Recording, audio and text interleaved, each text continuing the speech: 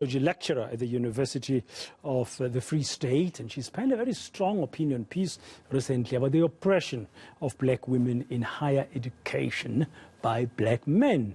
It's thought-provoking in that it showcases strong women leaders who've been victimized instead of being lauded and supported by their black male counterparts.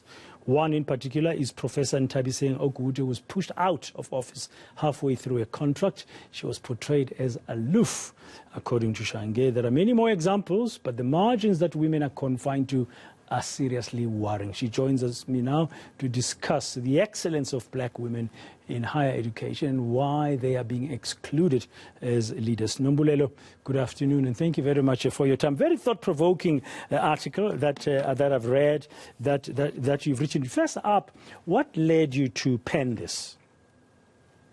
Good afternoon. Thanks for having me, and good afternoon to all your viewers as well.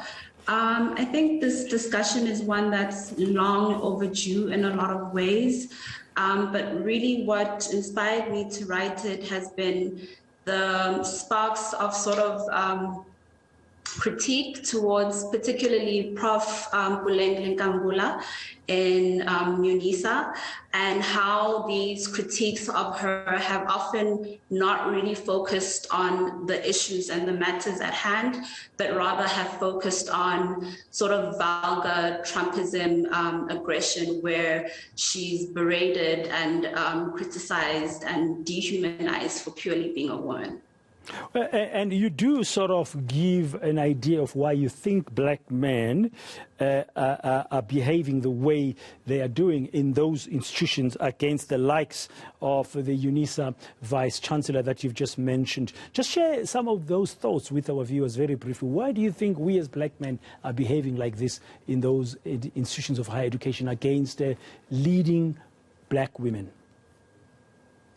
I think a lot of it is maybe a masculine anxiety or angst that comes in when men feel like they're being pushed to the side when women become more prominent in a particular space. And within higher education, we are starting to see more and more women entering the space, particularly black women. It causes this sort of crisis in masculinity, as we refer to it as sociologists, where men feel like they sort of have to stand their ground and end up being repressive to what they perceive as the threat, which in most instances is us as black women. Yes, and I mean, just thinking about it, I remember the political positioning that black South African women suffer triple oppression. I mean, firstly, there's women, and then, of course, from a racial perspective, and then finally as well, because where they work. So in modern day tertiary education institutions in South Africa, black women are still oppressed. Yes, very much so. We see it even in some of the strides that are actually supposed to rope us in and include us more. Things like the NGAP program, which has been spearheaded by the Department of Higher Education. Often the young scholars that are hired within those programs, who are supposed to be given time off to focus on their research, their PhD studies, so that they might be able to later on actively contribute to the department in terms of postgrad supervision and a whole host of ways. These staff members are often treated as if they're intruders, as if they don't belong there, and often end up being given the bulk of the workload while still being expected to report to why isn't your postgraduate research studies complete. It perpetuates the idea that black women are lazy, black women are incapable, black women don't belong in these spaces. Yeah, why did you specifically, I just need to ask you this because of the triple oppression comment I made earlier about the black women are faced in this country as women, as black, and as workers, as black workers. Why did you single out black men in particular in your opinion piece, not just men in general in higher education?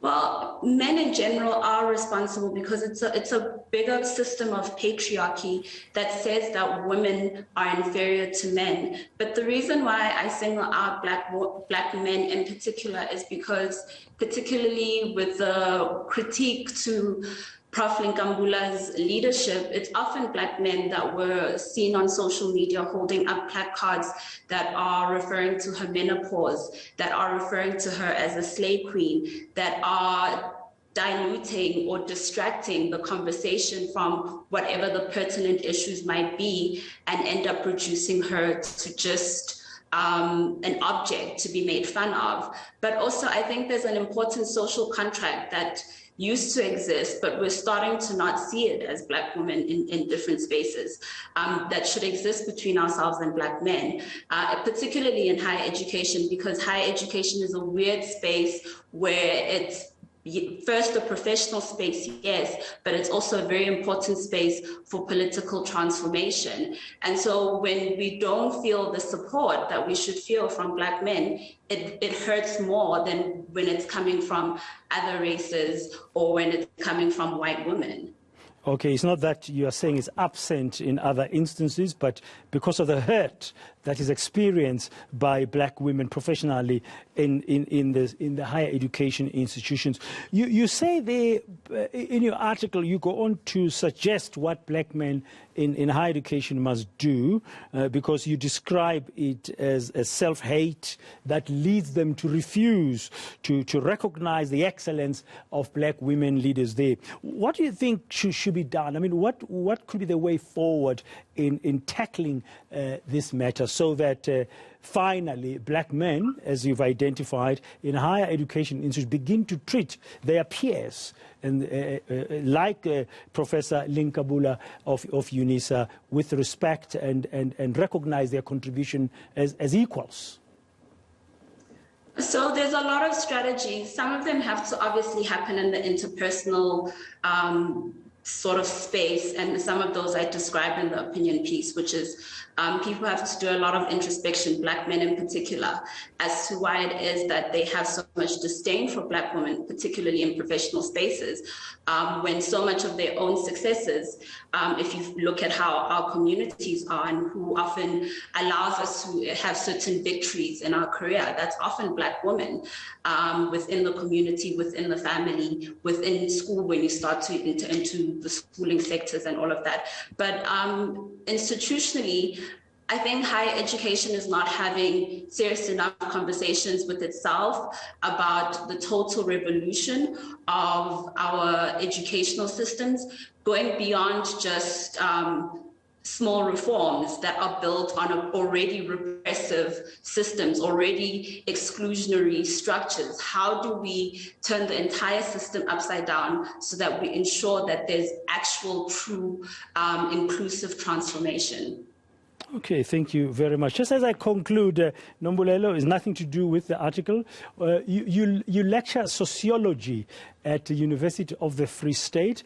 In terms of the new world, I'm asking you now as a senior academic leader, sociology, the relevance, and how would it intersect with this new world? Very briefly, where we are told it's a world about digitalization.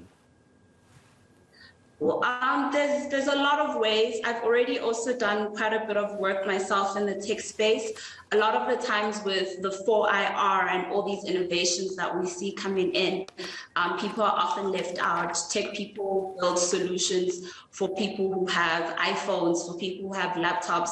So that's kind of where we would come into play as sociologists, to sort of bridge the gap and to ensure that tech experts are considering, especially in countries like South Africa, where there's rising unemployment, where there's so much inequality, so much poverty, that we are building tech solutions that actually enhance people's lives, that actually create more jobs rather than take them away.